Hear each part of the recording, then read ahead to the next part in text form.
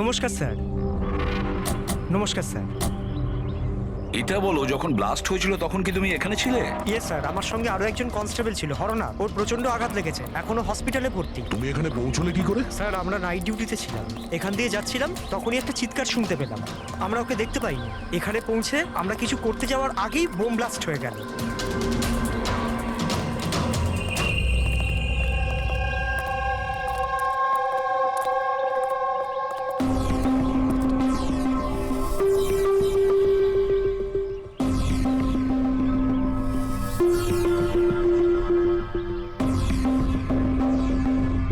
একটা কথা বলো আমায়, যখন তুমি এখানে এসেছিলে তখন তুমি এখান থেকে কাউকে যেতে দেখেছিলে বা পালাতে দেখেছিলে? হ্যাঁ স্যার, আমি ওকে তাড়াও করেছিলাম, কিন্তু ও পালিয়ে গেল। ও আমার আগেই ছিল, কিন্তু জানি না কেমন করে অদৃশ্য হয়ে গেল। আর এখানে হরনাথের অবস্থা ভালো ছিল না, তাই আমি ওর কাছে ফিরে এলাম। ঠিক করেছো তুমি, গুড ওয়ার্ক। পঙ্কজ, একটু ওদিকটা চেক করো, দেখো বোমের কোনো অবশিষ্ট অংশ পাও কিনা, আর যদি কিছু পাও তাহলে ওটা এভিডেন্সে পাঠিয়ে দাও।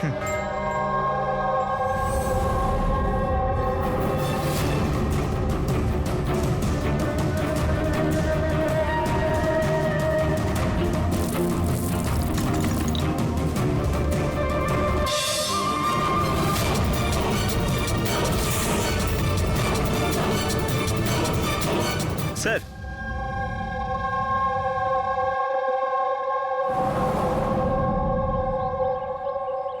ডাইনামাইট স্টিক, আর স্যার এতে ব্যাচ নাম্বারও লেখা আছে। Arrow dynamic. স্যার, হ্যাঁ, এটা কিছু একটা চকচক করছে।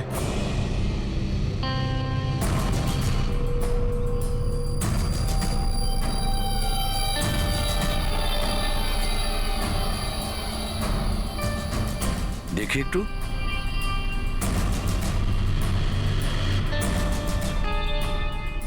দয়া, এটা তো একটা দাঁত দেখছি, সোনার দাঁত।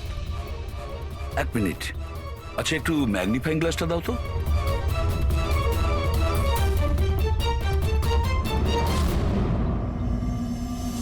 দয়া, দেখো এতে কিছু লেখা আছে। হ্যাঁ স্যার, NK লেখা আছে। এনকে? আচ্ছা, এটা মরে যাওয়া লোকটার নামের ইনিশিয়াল নয় তো? হতেই পারে দয়া। এটা আবার হয়নি তো এই নামে যে আছে তাকে কিডন্যাপ করা হয়েছে? আর যদি কিডন্যাপ হয়ে থাকে স্যার, তো ওর বাড়ির লোক নিশ্চয়ই কোথাও না কোথাও কিডন্যাপ হওয়ার রিপোর্ট লেখাবে। হ্যাঁ, চেক করতে হবে, দেখতে হবে যে এই নামের কতজন ব্যক্তি নিখোঁজ হয়েছে।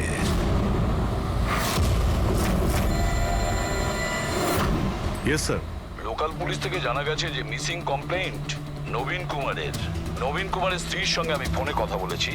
উনি বলেছেন যে এই নবীন কুমারের একটা দাঁত সোনার ছিল। আচ্ছা স্যার, নবীন কুমার কে? শহরের বাইরে ওনার একটা পেইন্টের ফ্যাক্টরি আছে, আর কিছুদিন আগে ওনার একটা নিউজ কভারেজ ছিল। নিউজে?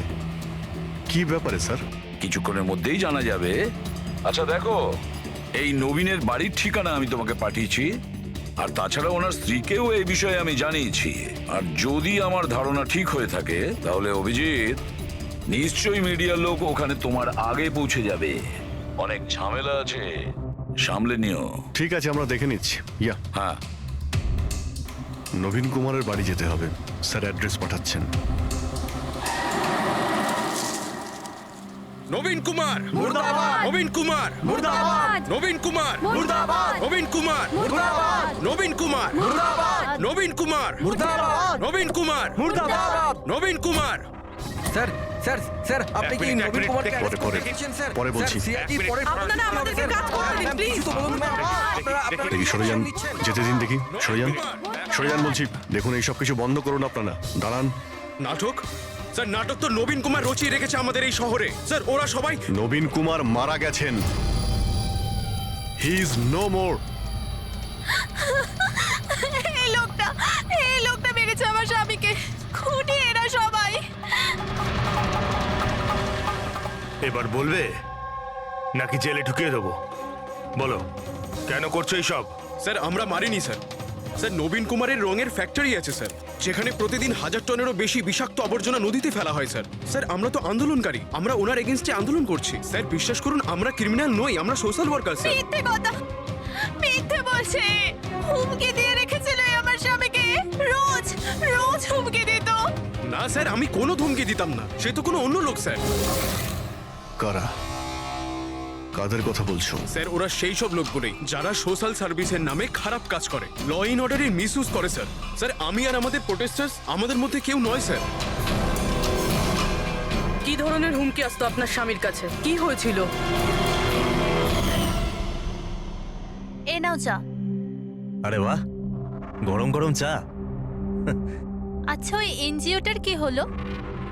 ওই এনজিও তো বিরক্ত করে মারছে, ফ্যাক্টরিতে ওয়ার্কার্সদের কাজ করতে দিচ্ছে না। এখন তো জল অনেক দূর গড়িয়ে গেছে, মনে হচ্ছে পুলিশকে ডাকতে হবে। শোনো, বাহ নবীন বাবু, আপনাদের মতো সৎ লোক আবার পুলিশদের কাছে যাচ্ছে নাকি? তুমি ভেতরে কি করে এলে? আপনাকে মনে করাতে এসেছি যে আপনি যেটা করছেন সেটা ভুল করছেন। এখনো সময় আছে, শুধরে যান। শাট আপ, বেশি তর্ক করো না, এখন এই ঘর থেকে বেরিয়ে যাও। I said get out. আর কোথায় কোথায় ঢুকতে দেবেন না, আর কাকে কাকে আটকাবেন। আমাদের মতো লোক আপনাদের মতো লোককে ভয় পায় না, বুঝতে পেরেছেন? আর কেন জানেন? কারণ আমরা আপনাদের মতো খারাপ কাজ করি না। আজ তো আমি আপনার ঘরে ঢুকেছি। যদি আপনি আপনার স্বার্থের জন্য অসহায় মানুষদের জীবন নিয়ে খেলা যদি বন্ধ না করেন, তাহলে আপনার ফ্যাক্টরিতেও ঢুকবো। তোমাদের মতো গুন্ডাদেরকে না আমি সিধে করতে পারি, আর এই ফালতু ধমকিগুলো না অন্য কাউকে গিয়ে দেবে। আমার যা করার আমি তাই করব, আর তোমার যা করার করে নাও। আমি ধমকি দিচ্ছি না, বোঝাচ্ছি। যদি এই উল্টোপাল্টা কাজ বন্ধ না করেন, তাহলে আপনার ফ্যাক্টরি তো আমি বন্ধ করিয়েই ছাড়ব। তুই আমার ফ্যাক্টরি বন্ধ করবি? হ্যাঁ, ফ্যাক্টরি বন্ধ করবি তুই আমার? শোনো, শোনো প্লিজ, প্লিজ তুমি শান্ত হও। আর আপনি ওকে বিরক্ত করা বন্ধ করুন। আপনি যান এখান থেকে প্লিজ। প্লিজ বলছো তুমি একে? হ্যাঁ, আমি তোকে লাথি মেরে বার করে দেবো। চল। এটা কোত্থেকে আওয়াজ এলো?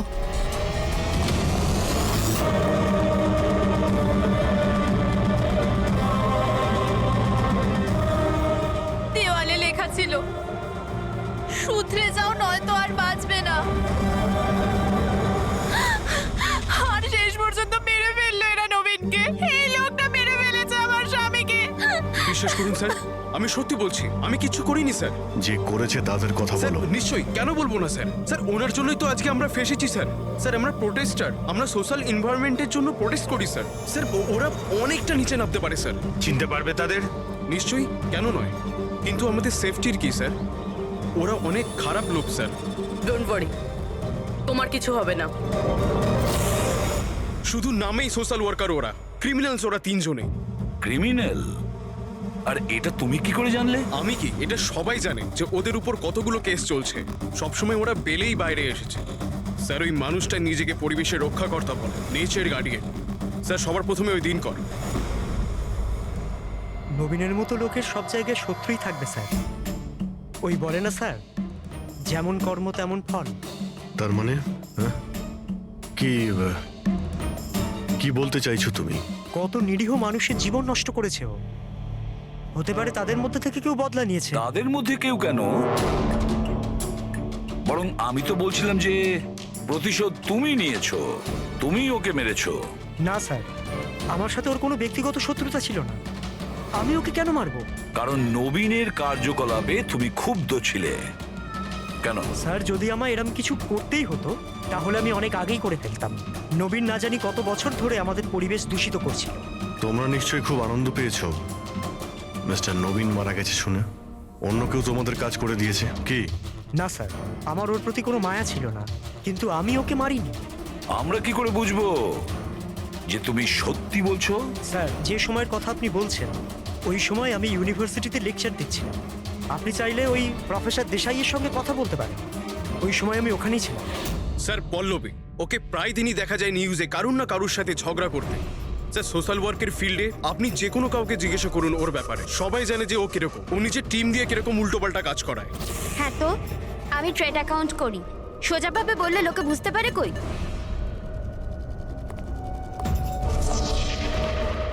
কিন্তু আমি সোজা পয়েন্টে আসছি।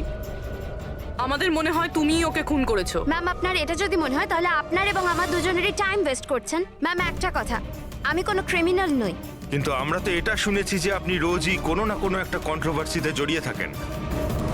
স্যার ব্যাপারটা হলো কি, যদি কোনো সৎ লোক সাহস করে সত্যের পিছনে দাঁড়ায় না, তো মানুষ ভয় পেয়ে যায়, সহ্য করতে পারে না, বিশেষ করে যদি সে একটা মেয়ে হয়। আপনি তো জানেনই সোসাইটির কি মেন্টালিটি। তাই নাকি? আমার তো আপনার মেন্টালিটি ঠিক মনে হয় না। কেন? শুধুমাত্র এই জন্যই যে আমি কাউকে ভয় পাই না? আপনাকেও নয়। এই জন্য আমি ক্রিমিনাল হয়ে গেলাম? এমনিতেও আমি কাল রাতে নিউজ লাইভের ডিবেটে ছিলাম, আপনি চাইলে চেক করতে পারেন। আমি চাইলেও নবীনকে খুন করতে পারতাম না। ম্যাডাম, আপনি কিন্তু এই কাজটা নিজের লোকদের দিয়েও করিয়ে থাকতে পারেন। তো ঠিক আছে, আপনার যদি এত কনফিডেন্স থাকে তো প্রুফ করে দিন, আপনি পাঠিয়ে দিন আমাকে জেলে। আর ওই প্রকাশ, ও প্রতিদিনই কাউকে না কাউকে গালিগালাজ করে নিজের সোশ্যাল ব্লগে। যারা পলিউশন ছড়াচ্ছে স্যার ও লোকদের উস্কায়, খেপিয়ে দেয় তার বিরুদ্ধে। আমি ঘরেই ছিলাম স্যার, নিজের ব্লগ লিখছিলাম, যেমন সবসময় লিখি। প্রত্যেকবারের মতো সবাইকে উস্কাচ্ছিলেন, তাদের ব্রেন ওয়াশ করছিলেন নবীনের মতো লোকেদের বিরুদ্ধে। কি স্যার, নবীনের সাথে আমার কোনো ব্যক্তিগত শত্রুতা ছিল না, আর প্রকৃতির জন্য আমি অ্যাওয়ারনেস স্প্রেড করতেই থাকি। ব্যক্তিগত শত্রুতা না থাকলে তোমার সবকটা ব্লগে নবীনের নাম কেন থাকে? তাও টপ 4-5 জনের মধ্যে। কালকেও যে ব্লগটা লিখেছিলে সেখানেও নবীনের নাম ছিল না? হ্যাঁ স্যার, নবীনের নাম ছিল ওখানে। আর এই কথাটা আমি লুকোবই বা কেন? ও খারাপ লোক ছিল, কিন্তু এর মানে তো এটা নয় যে আমি ওকে খুন করে দেবো। কেন? কেন মারবে না? এরকম লোকেদের তো তুমি ভীষণ ঘৃণা করো, তাই না? তোমার মনে হচ্ছে তোমার পরিশ্রম বিফলে চলে যাচ্ছে, আর তারপরে নবীনকে এত বোঝানোর পরেও নবীন পরিবেশ দূষিত করে দিচ্ছিল, আর সেই জন্য তুমি রেগে যাও আর তারপরে নবীনকে শেষ করে দাও। আমি একজন রেসপন্সিবল সিটিজেন স্যার, কোনো ক্রিমিনাল নয় স্যার। আমার কাজ এটাই, আমার ব্লগের মাধ্যমে ঠিক আর ভুলের তফাৎ বোঝানো, কারোর ক্ষতি করা নয়। স্যার, ইন্টারোগেশনে তো কেউই কোনো ভয় পায়নি। হ্যাঁ, কোনো ভয় পায়নি ঠিকই, এই 3 জনের উপর কড়া নজর রাখতে হবে। কেন স্যার? ফেডরিক, ভয় একটা অদ্ভুত জিনিস। যদি ওই 3 জনের মধ্যে কেউ খুন করে থাকে, তাহলে সে ভয় পেয়ে কিছু না কিছু গন্ডগোল করবেই, কোনো না কোনো ভুল সে নিশ্চয়ই করবে।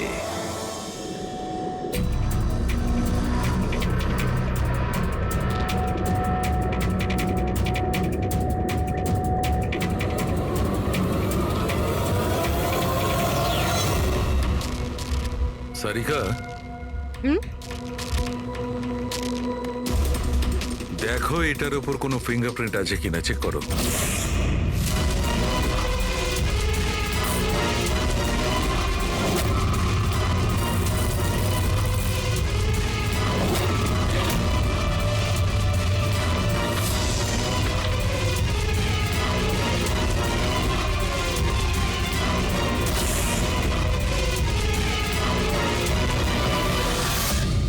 স্যার, এটাতে তো কোনো ফিঙ্গারপ্রিন্টস নেই। কোনো ফিঙ্গারপ্রিন্ট নেই? Are you sure?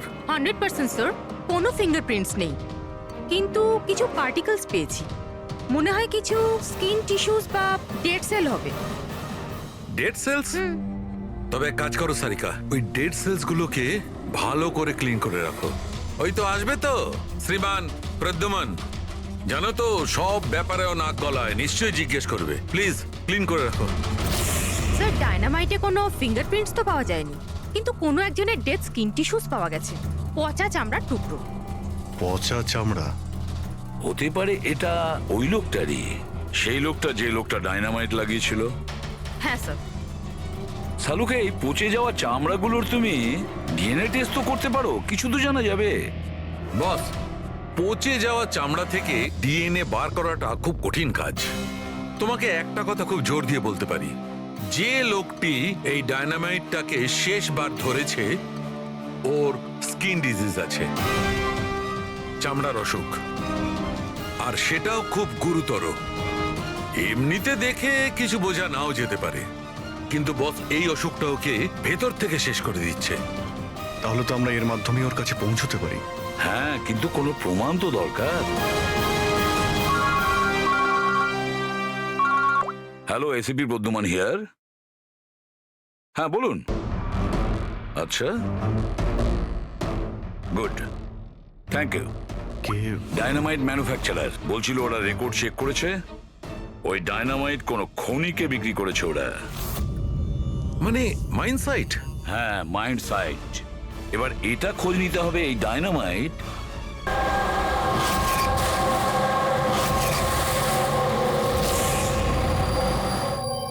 একটা ডাইনামাইট ওইদিকে লাগাও, ঠিক আছে? আর আরেকটা 50 মিটার দূরে ওইখানে লাগাও। হ্যাঁ স্যার। আর একটা ওইদিকেও লাগাতে পারো। আর আচ্ছা, স্যার। একটা সোজা লাগাও ওইখানে, একদম 50 মিটার দূরে। আর এই 6 সেকেন্ড পরে ব্লাস্টগুলো হবে। ঠিক আছে স্যার। ওকে। আর কোথায় লাগানো যায়? ওইখানে মাঝখানে ফিট করা যাবে কি? এক্সকিউজ মি, আপনার নাম বিনীত? ইয়েস। আপনারা কারা? আপনি এই সাইটের ম্যানেজার? কিন্তু ব্যাপারটা কি বলুন তো? দেখুন বিনীত বাবু, যখন ম্যানুফ্যাকচারিং কোম্পানি থেকে ডায়নামাইট আপনাদের এখানে আসে, মানে এই সাইটে, মাইন্ড সাইটে, সেটার ইনচার্জ তো আপনিই হবেন, তাই না? ইনচার্জ তো আমি, কিন্তু কনসাইনমেন্টের পরে অপারেটর টিমও কিন্তু এটা হ্যান্ডেল করে। আমি এটা একা সামলাই না। আমরা জিজ্ঞেস করেছি আপনাকে যে ডায়নামাইট কে সামলায়। একটু এই ডায়নামাইট স্টিকটাকে দেখুন। আচ্ছা, ব্যাচ নাম্বার দেখে আপনি কি বলতে পারেন এই লটের বাকি ডায়নামাইট স্টিকগুলো কোথায় আছে?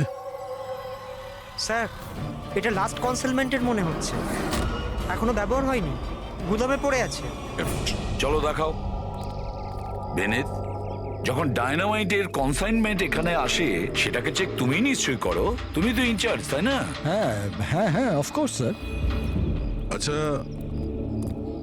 আপনার এই ব্যাচের কনসাইনমেন্ট নিয়ে কোনো গন্ডগোল মনে হচ্ছে? গন্ডগোল? না না, নর্মালি তো ছিল, যেরকম হয় আর কি। কিন্তু আপনি এটা জিজ্ঞেস করছেন কেন? নর্মাল আছে তো, যেমনটা থাকে। প্রতিটা বক্সে 10টা করে লেখা আছে স্যার। এটা খুলে দেখো তো কতগুলো আছে, গোনো।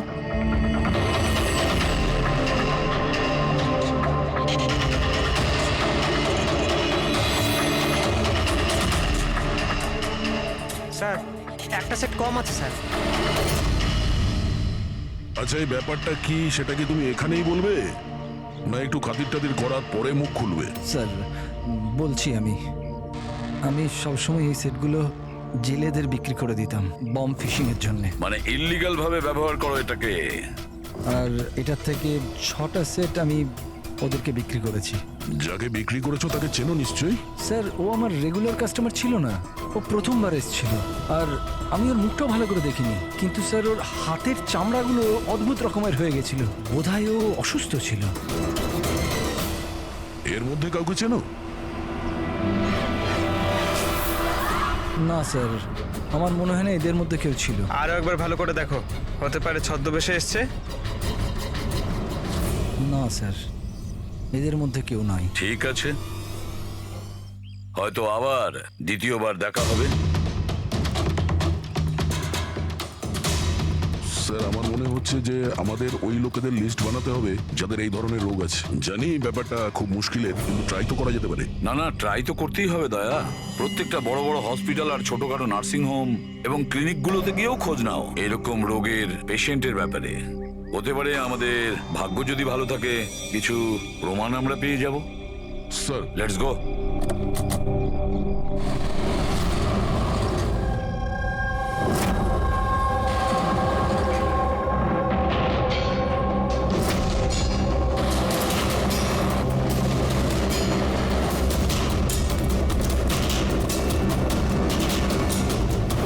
দেখুন, এই ধরনের অসুখ হাজার জনের মধ্যে একজনের হয়ে থাকে। বলতে পারেন এই ধরনের পেশেন্টের লিস্ট অনেক বড়। অনেক পেশেন্ট জানতেও পারে, কিন্তু এর চিকিৎসা করায় না। এদের খোঁজা তো খুব মুশকিল। জানি, কিন্তু তবুও আমরা চেষ্টা করতে চাই। এই লোকটাকে পাওয়া আমাদের কাছে ভীষণ প্রয়োজন। দেখুন, আমি বুঝতে পারছি, কিন্তু এনভায়রনমেন্টাল ইনফেকশন কন্টিজিয়াস ডিজিজ, যেটা একটা মানুষের থেকে অন্য মানুষের মধ্যে ছড়িয়ে পড়ে, আর এটাকে সামলানো তো। এক মিনিট, কি বললেন আপনি? Environmental infection? হ্যাঁ, মানে আমাদের চারপাশের পরিবেশে হতে পারে এমন ইনফেকশন হাওয়া বা জল থেকে চারিদিকে ছড়িয়ে পড়ে। চলুন, আমি আপনাকে একটা পেশেন্ট দেখাবো। ছাড়ো আমাকে! কেন মারতে চাও আমাকে? ছেড়ে দাও আমাকে, যেতে দাও প্লিজ। দেখো, আমাকে যেতে দাও sir, please help me sir, help please, help sir, help.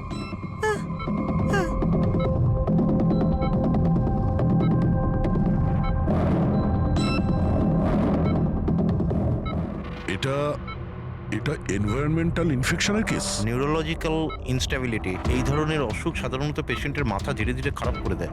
ও নিজের ধৈর্য হারিয়ে ফেলতে পারে আর মাথার ব্যালেন্সও নষ্ট হয়ে যায়, যেমনটা নীলজের হয়েছে। আর ফিজিক্যাল কন্ডিশন, মানে আমি বলতে চাইছি এই ধরনের পেশেন্টরা কি খুব জোরে দৌড়তে পারে? হ্যাঁ, নর্মালি চলতে ফিরতে তো পারে, কিন্তু অসুখটা যদি অ্যাডভান্স স্টেজে চলে যায় তাহলে দৌড়ানোর পক্ষে সম্ভব নয়। কিন্তু স্যার অ্যাডাভিন ইঞ্জেকশন দিলে শরীরে কিছুক্ষণের জন্য শক্তি আসে। হ্যাঁ, কিন্তু ওটা সাইড এফেক্ট যথেষ্ট। স্যার, অ্যাডাভিন ইঞ্জেকশন দেওয়া যথেষ্ট ঝুঁকিপূর্ণ। রিস্কি হতে পারে, কিন্তু এই অপরাধের মানসিক অবস্থা যে ধরনের, তাতে হতে পারে যে ওর সাইড এফেক্ট নাও হতে পারে। কিন্তু যদিও নীলজের মতো মেন্টালি আনস্টেবল হয়, তাহলে চিন্তা আপনাদেরকেই করতে হবে। তার মানে এটাই যে একটা খুন করে থাকলে দ্বিতীয়বারও খুন করতে পারে।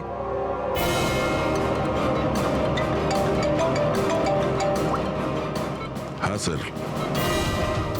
কি প্রকাশ পঙ্কজকে ফাঁকি দিয়ে পালিয়ে গেছে? ও নো, ঠিক আছে, আমি দেখছি। হতে পারে প্রকাশ ভয় পেয়ে পালিয়ে গেছে, না হলে দ্বিতীয় মার্ডারের পরিকল্পনা করছে।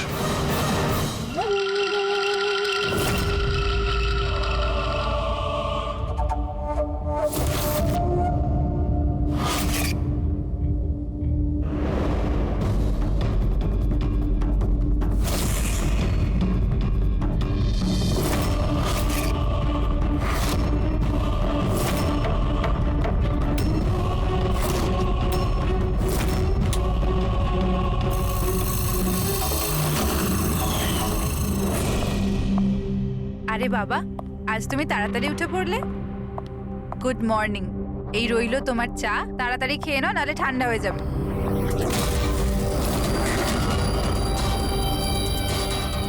এটা কার পা?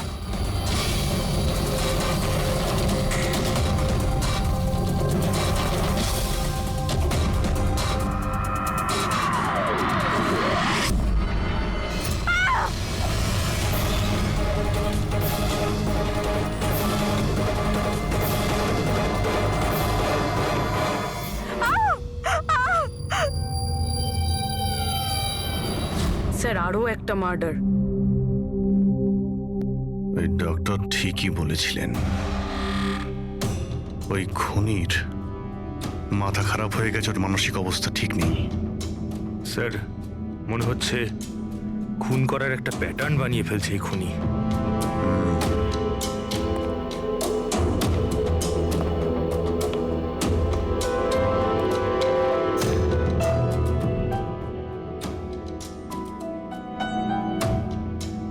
এনার উপরে ব্লেম এটাই যে উনি নেচারকে ক্ষতি করছেন। ইলিগাল ডিফরেস্টেশন, জমি হাতানোর জন্য ইলিগালি গাছ কেটে ফেলা। ওই খুনি এনার সঙ্গেও তাই করেছে। আর তাও প্রকাশ উধাও হয়ে যাওয়ার ঠিক পরেই। ওয়েপেন কি ব্যবহার করেছে? 100% চেইনস, না হলে হাড়ের সঙ্গে মাংসকে এইভাবে কেটে বডিটাকে দু টুকরো করা এত সহজ নয়। স্যার, যদি চেনস ব্যবহার করেই থাকে তাহলে আওয়াজ নিশ্চয়ই হয়েছিল। বাড়িতে কেউ না কেউ তো শুনবে। রাতে কে কে ছিল? আমার হাজবেন্ড তো কাজের জন্য বাইরে থাকে, বাড়িতে শুধু আমি, বাবা আর আমাদের চাকর ছিল। আপনি কোনো আওয়াজ শুনেছিলেন? না, কোনো আওয়াজ শুনতে পাইনি। রামানন্দবাবুর কারোর সাথে শত্রুতা বা কেউ কোনোদিন হুমকি দিয়েছিলেন ওনাকে? হ্যাঁ, কিছু সপ্তাহ আগে কিছু অদ্ভুত হয়েছিল। বাবাকে কেউ ধমকাচ্ছিল, আর বাড়ির বাইরে দেওয়ালে কেউ কিছু লিখে দিয়েছিল যে শুধরে যাও, না হলে তোমার সাথে ওরকমই হবে যেটা তুমি গাছের সাথে করো। স্যার, এক্স্যাক্টলি যেরকম নবীনের কেসে হয়েছিল। স্যার, একটা কথা কিছুতে মাথায় ঢুকছে না, খুনি কারোর বাড়িতে ঢুকে এরকম নৃশংসভাবে কাউকে খুন করে বাড়ি থেকে বেরিয়ে যায়, আর কেউ কিছু শুনলো না, কেউ দেখলোও না। কিভাবে? আজ এনাদের অজ্ঞান করে দেওয়া হয়েছিল। দেখুন, আমার সন্দেহ হচ্ছে যে আপনাদের অজ্ঞান করা হয়েছিল খাবারের মধ্যে কিছু মিশিয়ে, সেই জন্যে আপনারা কিছু শুনতে পাননি। অজ্ঞান? হ্যাঁ, কিভাবে সেটা জানি না, কিন্তু সেটা জানার জন্য আমাদের এখানে যত জিনিস আছে সেগুলো ফরেন্সিক ল্যাবে পাঠাতে হবে।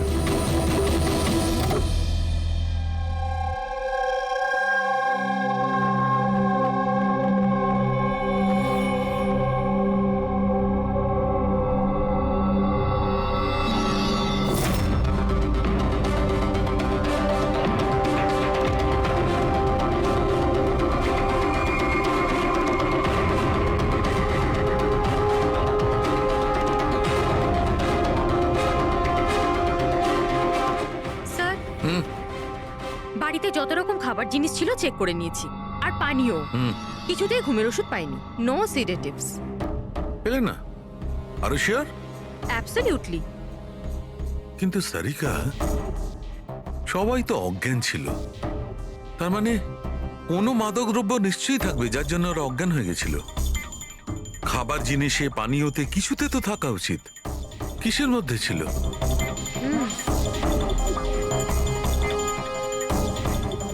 হ্যাঁ, মাদক দ্রব্য ছিল। এই এসিটার মধ্যে। এসিতে? ইয়েস, এই এসিতে মাদকদ্রব্য মেশানো হয়েছিল, আর এর হাওয়াটা ঘরের মধ্যে ঢোকা মাত্র মাদকদ্রব্য ছড়িয়ে পড়ে আর সবাই অজ্ঞান হয়ে যায়। হ্যাঁ। Check it. ইয়েস।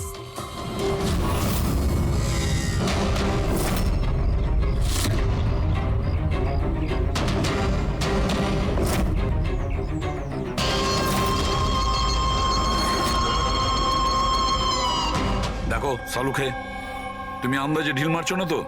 এটা কি করে হতে পারে? এরকমই হয়েছে বস। এসিতেই মাদকদ্রব্য ছিল। আমি ওই এসিটার ব্লোয়ারে, ফিল্টারে, সব জায়গায় সেনেটিভ পেয়েছি, আর সেটাও খুব হাই ডোজে। মাই গড, এটা কি করে হতে পারে? বস, এসিতে সেনেটিভ ছিল, মাদকদ্রব্য ঘরের মধ্যে ছড়িয়ে যায় আর সবাই অজ্ঞান হয়ে যায়। খুনি আসে আর বিনা বাধায় ওকে খুন করে, ও চলে যায়। কেউ কিচ্ছু শুনতে পায়নি। আচ্ছা ঠিক আছে। সালুকে ফোন করেছিল, বলছিল রামানন্দর বাড়িতে যে এসি মেশিনটা ছিল সেটাতে বিষাক্ত গ্যাস ভরা ছিল, অ্যানেস্থেটিক গ্যাস।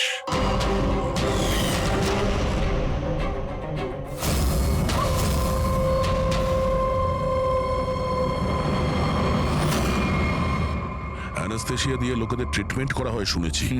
আরে তো এই খুনি তো দেখছি বেশ ধূর্ত। প্রকাশের ব্যাপারে কি জানতে পেরেছো? স্যার, কিছু জানতে তো পারিনি, বাট আই এম শিওর পরের খুনের প্ল্যান করছে।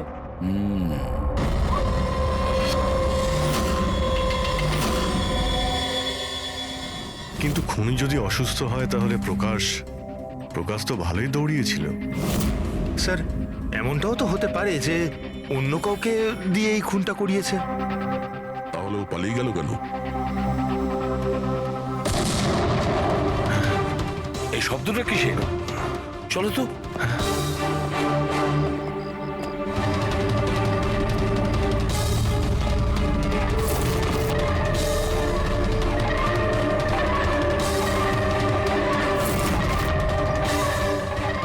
তোমাদের কাজ আমি করছি এসিপি, শহরকে পরিষ্কার, আর আমার এই রাস্তায় যে আসবে তাকেও আমি এই জগৎ থেকে পরিষ্কার করে দেব। এ কে হতে পারে? স্যার, মনে হয় খুনি জানতে পেরে গেছে আমরা ওর পিছনে আছি, ওই জন্য পাগল হয়ে গেছে। এই, দাঁড়াও, ধরো ওকে।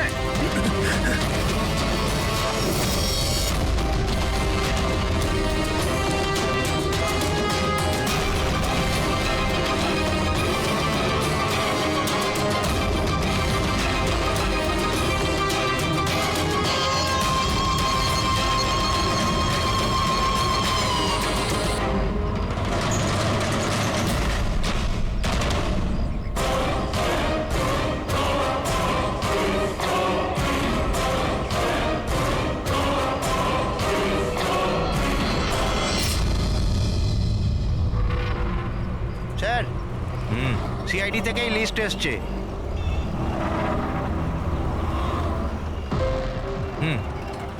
এরা তো ওই লোকগুলি যাদের নয়েজ পলিউশনের ধমকি দেওয়া হয়েছে। সখারাম, ওই ক্লাবের মালিককে মনে আছে? আরে যাকে কদিন আগে ধমকি দেওয়া হয়েছিল। কে স্যার? ও বীর। আচ্ছা সখারাম, ওর বিরুদ্ধে কোনো কমপ্লেন আছে নাকি? হ্যাঁ স্যার, ওটা তো রেসিডেন্সিয়াল এরিয়া না, তো আশপাশের 2-4টে ঘর থেকে কমপ্লেন এসছে যে অনেক রাত্রির পর্যন্ত জোরে মিউজিক চলে, এই সব কমপ্লেন। আওয়াজ মানে নয়েজ পলিউশন। সখারাম, তুমি একটা কাজ করো, হ্যাঁ তুমি সিআইডির লোকেদের ফোন করো এখনই, এই সময়।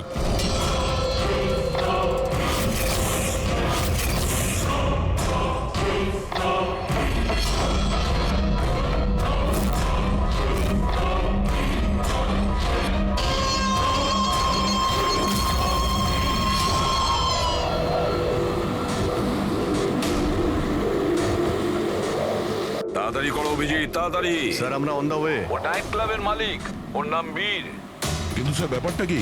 দয়া, লোকাল ইন্সপেক্টর থেকে জানা গেছে বীরকেও একই রকম হুমকি দেওয়া হয়েছে, আর সেটাও শব্দ দূষণ করার জন্য।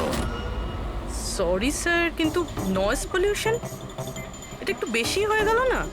রবি, ওর মানসিক অবস্থা ঠিক নেই, এই খুনি যা খুশি করতে পারে। ডোন্ট ওয়ারি স্যার, ওই খুনি যদি ওখানে থাকে তাহলে এবারে আর আমাদের হাত থেকে বাঁচবে না স্যার। এই প্রকাশ কিন্তু এখনো নিখোঁজ, আর বীরের প্রাণ সংশয় রয়েছে। যে করেই হোক ওকে সুস্থ আর নিরাপদে আমাদের এখানে নিয়ে এসো।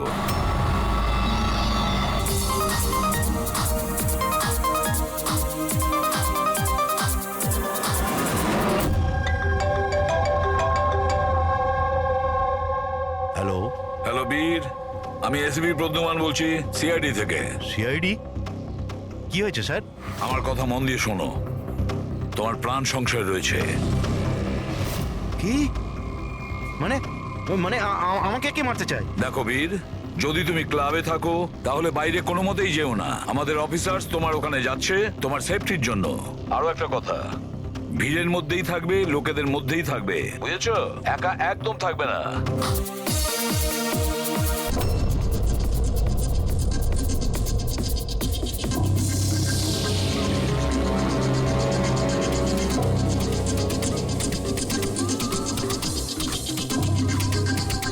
দেখো, আমি আমার কেবিনে যাচ্ছি, ঠিক আছে? আর কাউকে ভেতরে আসতে দেবে না, বুঝেছো? কাউকেই ভেতরে আসতে দেবে না।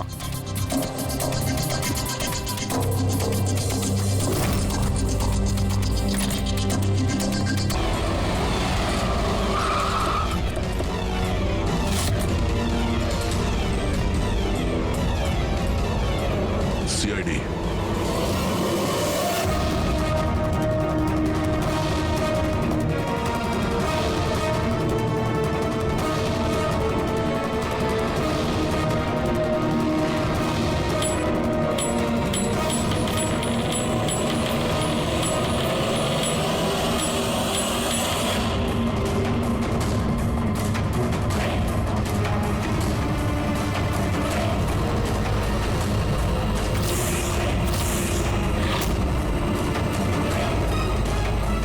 এই ভাই শোনো, এদিকে এসো। হ্যাঁ স্যার। বীর কোথায়? স্যার উনি কারোর সাথে দেখা করতে চান না। আমরা সিআইডি থেকে আসছি, কোথায় ও?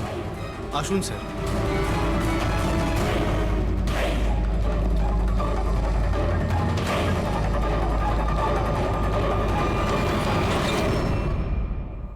এই এই এই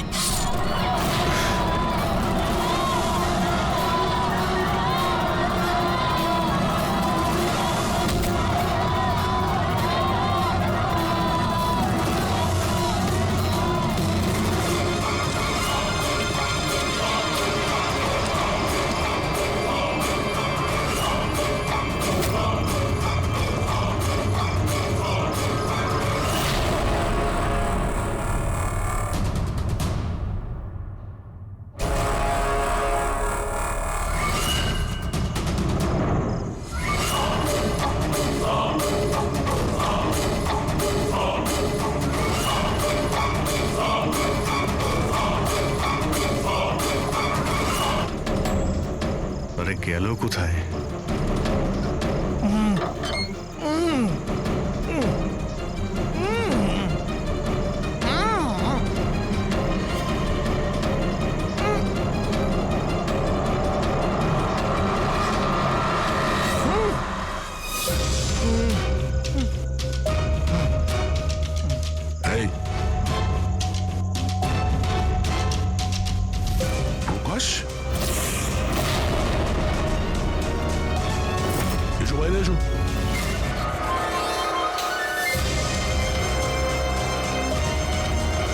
তুমি এখানে কি করছিলে? হ্যাঁ, আমাদের হাত থেকে বাঁচার জন্য কি এইসব করছিলে?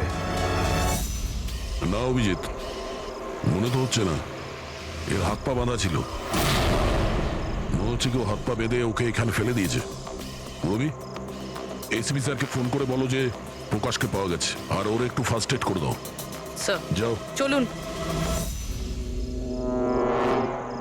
বুঝতে পারছি না প্রত্যেকবারও পালিয়ে যাচ্ছে কি করে।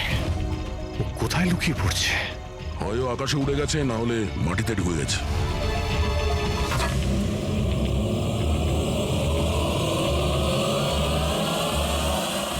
ও এখানেই আছে দয়া, এইখানে। কি? এইখানে।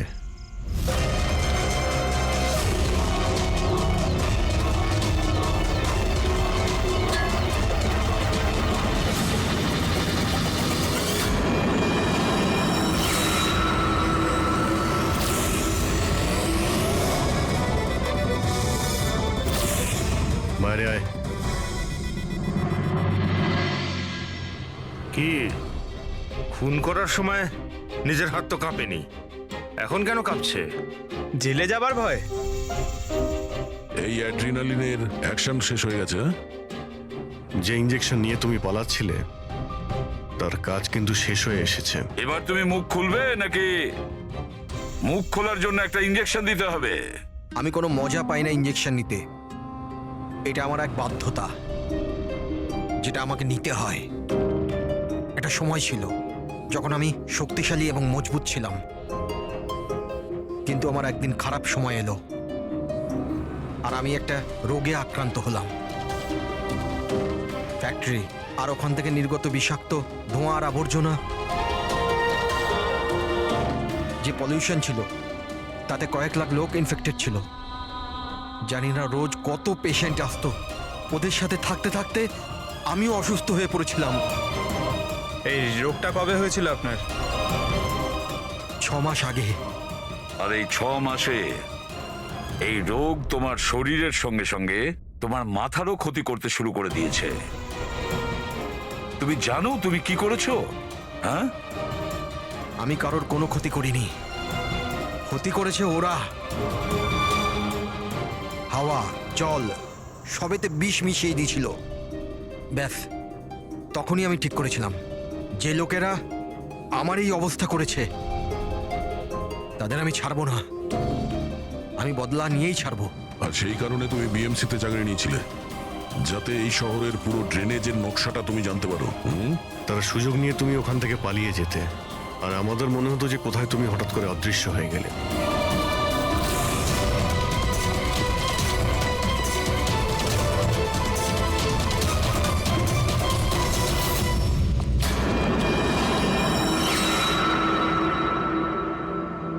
একটা কথা কিন্তু আমি এখনো বুঝিনি, প্রকাশ তোমার কি ক্ষতি করেছিল?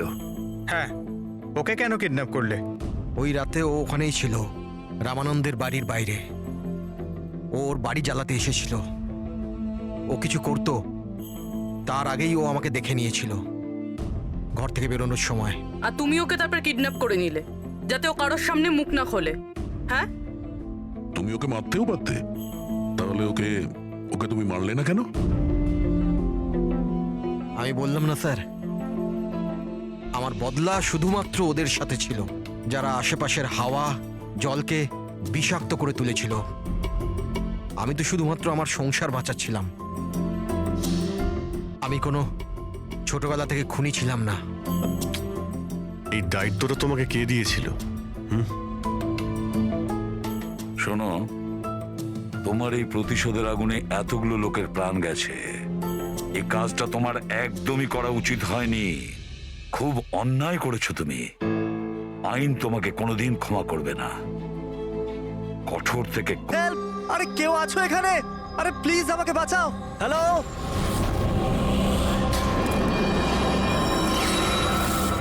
কেউ আছো এখানে? আরে কেউ তো বাঁচাও আমাকে।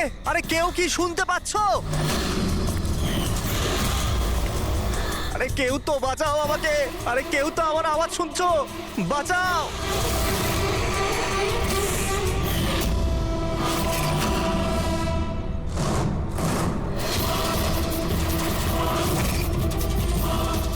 রবিকে কি চাও তুমি?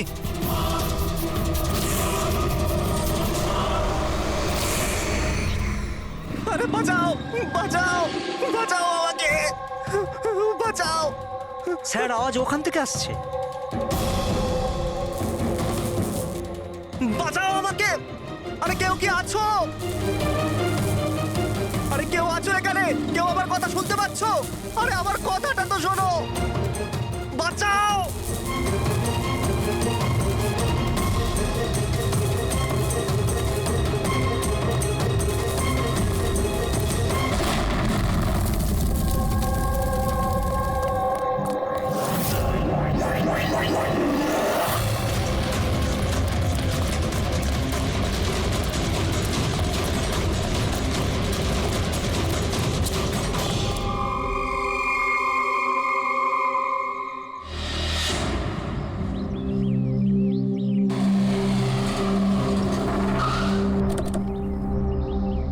নমস্কার স্যার।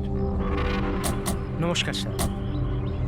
এটা বলো, যখন ব্লাস্ট হয়েছিল তখন কি তুমি এখানে ছিলে? ইয়ে স্যার, আমার সঙ্গে আরো একজন কনস্টেবল ছিল, হরনা। ওর প্রচন্ড আঘাত লেগেছে, এখনো হসপিটালে ভর্তি। তুমি এখানে পৌঁছলে কি করে? স্যার আমরা নাইট ডিউটিতে ছিলাম, এখান দিয়ে যাচ্ছিলাম, তখনই একটা চিৎকার শুনতে পেলাম। আমরা ওকে দেখতে পাইনি। এখানে পৌঁছে আমরা কিছু করতে যাওয়ার আগেই বোম ব্লাস্ট হয়ে গেল।